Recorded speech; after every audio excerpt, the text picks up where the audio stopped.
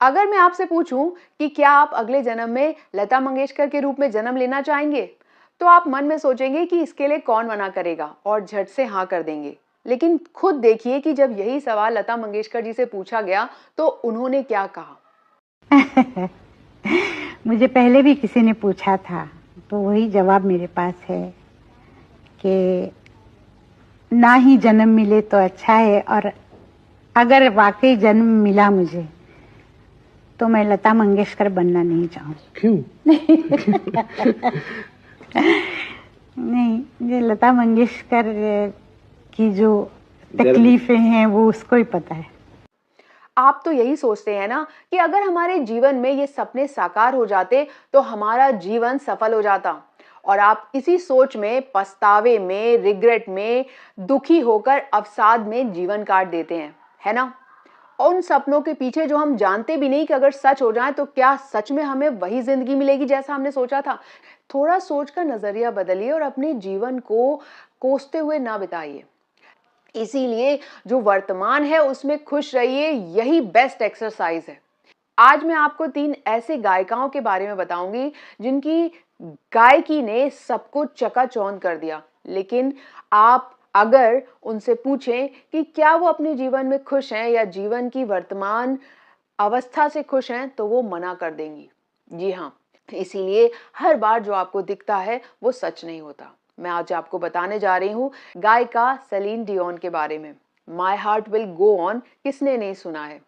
साथ ही भारत की सर्वश्रेष्ठ प्लेबैक गायिका अलका याग्निक के बारे में, और लता मंगेशकर को तो आपको भूलना ही नहीं चाहिए। और ये कहानियां ना सिर्फ सेलिब्रिटीज के जीवन के पीछे संघर्षों को दिखाती हैं, बल्कि आज की युवा पीढ़ी के लिए भी एक गहरा संदेश देती हैं कि सफलता की चकाचौंध में अपनी असली खुशी को नजरअंदाज ना करें। और अगर सपने आपके साकार हो जाते हैं तो अच्छी बात है, लेकिन अगर साकार ना हो पाए तो अपना वर्तमान ना गवाएं। जरूरी नहीं है, आप भविष्य नहीं देख सकते, आपको नहीं पता है कि सफलता मिल जाने पर या आपके सपने साकार हो जाने पर आप उतना ही खुश होते। जीवन में सबसे बड़ी हॉबी है खुश रहना सीखना। जी हाँ, और भविष्य आने पर नहीं या भूतकाल की खुशियों पे नहीं, वर्तमान की करंट कंडीशंस पे खुश रहने की आदत डालना। सबसे पहले बात करते हैं सेलिन डियोन की। हम सभी भारतीय उन्हें टाइटैनिक के गाने my heart will go on से पहचानते हैं। बहुत ही बेहतरीन गायिका रही हैं, लेकिन आज के समय में वो एक बहुत ही रेयर न्यूरोलॉजिकल डिसऑर्डर से पीड़ित हैं, जिसे कहते हैं स्टिफ पर्सन सिंड्रोम। इस बीमारी के चलते उन्हें एक ऐसा अटैक आता है जिसमें उनकी सारी मांसपेशियां अकड़ जाती हैं और उन्हें बहुत ही ज्यादा शरीर में दर्द होता है। वो उसी अवस्था में, अकड़ी हुई अवस्था में पड़ी रहती हैं। उनका चलना फिरना बोलना सब रुक जाता है, और उसी बीमारी के चलते उनका गाना गाना तक मुश्किल होता है, क्योंकि वो सांस लेने में बहुत ज्यादा दिक्कत महसूस करती हैं। आपको पता है कि गायकी के लिए गले की मसल्स का कितना बड़ा रोल होता है। उन्होंने अपना विश्व प्रसिद्ध जो करेज वर्ल्ड टूर है उसे रद्द कर दिया, क्योंकि उनकी शारीरिक अवस्था ही नहीं थी मंच पर खड़े होने की। लेकिन उन्होंने बाहर आकर दुनिया को बताया कि मेरे साथ ये दिक्कत चल रही है और मैं अपनी वर्तमान अवस्था को छुपाना नहीं चाहती हूँ। मैं लोगों को आगे आकर बताना चाहती हूँ कि ये बीमारियां हैं, और अपनी कमजोरियों को लोगों के आगे आकर स्वीकार करिए। When I try to breathe, my lungs are fine. It's what's in front of my lungs that's so rigid. It's like I know you. That's what happens. It's like I know what I want to do. And now you can show me, yeah. And that's what happens, and it's very difficult for me to hear that and to show this to you. साथ ही आज की युवा पीढ़ी जो hustle culture और 24/7 productivity के दबाव में जी रही है, उसे हटा दीजिए।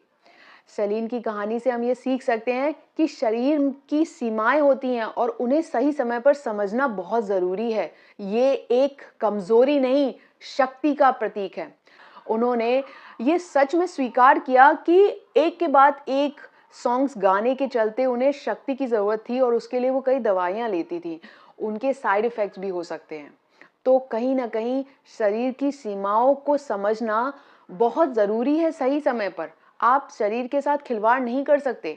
तो जो हम स्क्रीन पर देखते हैं, जो ग्लैमर और जो लाइट्स, जो कपड़े, जो हम क्रेज देखते हैं, वो हर बार अच्छा नहीं होता। सोशल मीडिया पर जो परफेक्ट लाइफ के फिल्टर्ड वीडियोस हम देखते हैं ना, असलियत में हर किसी की जिंदगी, जो सच्ची और वास्तविक जिंदगी है, वो उसकी अनएडिटेड पन्ने होते हैं। अब मैं बात करना चाहूंगी अलका याग्निक जी की। हम सभी उन्हें जानते हैं उनके बेहतरीन गानों से, लेकिन क्या आप जानते हैं आज के समय में वो एक गंभीर समस्या से गुजर रही हैं? जी हाँ, सेंसरी न्यूरल हियरिंग लॉस से, जिसकी वजह से उन्हें सुनाई देना बंद हो गया है, जो कि कान के अंदरूनी नसों को नुकसान पहुंचाता है। अलका याग्निक ने खुद ये खुलासा किया है कि यह उनके साथ इसलिए हुआ क्योंकि वो बहुत ज्यादा शोर में रहती थी। कई बार उन्हें स्टेज पर लाइव जाकर परफॉर्मेंस देना पड़ता था, जिसकी वजह से वो शोर में रहती थी, हेडफोन्स यूज करना पड़ता था, तो उसके जो साइड इफेक्ट्स हैं वो निकल कर बाहर आए और उन्हें सुनाई देना बंद हो गया। आज की युवा पीढ़ी को उनकी कहानी से ये समझना चाहिए कि हमारे जो शरीर की एक कैपेसिटी है, उस कैपेसिटी को, उस लिमिटेशंस को अपने क्रेज में भूल मत जाइए।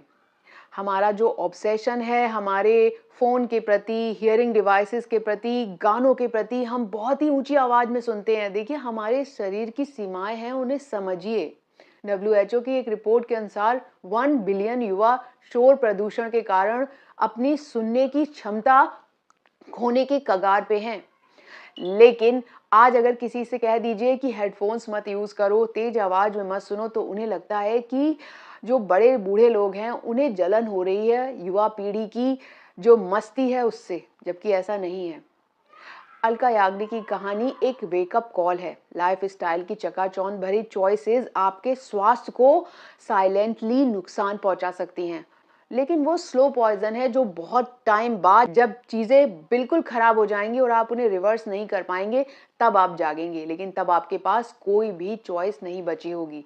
ये तो उनकी मजबूरी थी क्योंकि सिंगिंग उनका करियर था, लेकिन आपके पास चॉइस है। अब मैं बात करना चाहूंगी लता मंगेशकर जी की। उन्होंने अपने एक इंटरव्यू में कहा था, जब उनसे पूछा गया कि क्या आप लता मंगेशकर जी बनकर दोबारा जन्म लेना चाहेंगी, तो उन्होंने कहा था, मैं फिर से लता नहीं बनना चाहूंगी। और ये बताता है उस सच्चाई को जो छुपी हुई है ग्लैमर के पीछे। जी हाँ, लोग बड़ा नाम कर लेते हैं, ग्लैमर भरी जिंदगी जी लेते हैं, तो फिर क्यों मना कर दिया लता मंगेशकर ने दोबारा लता मंगेशकर के रूप में जन्म लेने से? उन्हें तो सब कुछ मिला हुआ है आपके नजरिए से, लेकिन नहीं, कई बार जो हमें बाहर से दिखता है वो हर समय सच नहीं होता। जिंदगी में कहीं ना कहीं अधूरापन होगा, इसीलिए उन्होंने साफ मना कर दिया कि तो मैं लता मंगेशकर बनना नहीं चाहूँगी। क्यों? नहीं, ये लता मंगेशकर की जो तकलीफें हैं वो उसको ही पता है। तो समझ लीजिए कि जो आपको बाहर से दिखता है वो कितना सच है। इसीलिए अपनी वर्तमान जिंदगी बर्बाद मत करिए। आप जानिए कि जो आप खो रहे हैं वो समय है जो वापस नहीं आएगा। दुनिया में हर चीज की कीमत हो सकती है, लेकिन समय की नहीं होती। सबसे बड़ी चीज जो आपके हाथ में है वो है समय और स्वास्थ्य, उसकी कद्र करिए। साथ ही डिजिटल डिटॉक्स होइए, यानी कुछ समय के लिए अपने आप को इन डिवाइसेस से दूर रखिए, ताकि आप खुद को जान सके, पहचान सकें। अगर आपके अंदर कोई कमजोरी है तो उसे इतना बड़ा मत बनाइए कि आप गिल्टी में जी रहे हो। उसे स्वीकार कर लीजिए और आगे बढ़िए। तो याद रखिए, सफलता का कोई मतलब नहीं है अगर आप खुद को खो देते हैं। इसीलिए अगर आपके कुछ सपने नहीं भी सच हुए तो कोई बात नहीं, सही सोच से सच्चे आत्मविश्वास की ओर। इसी बात के साथ धन्यवाद।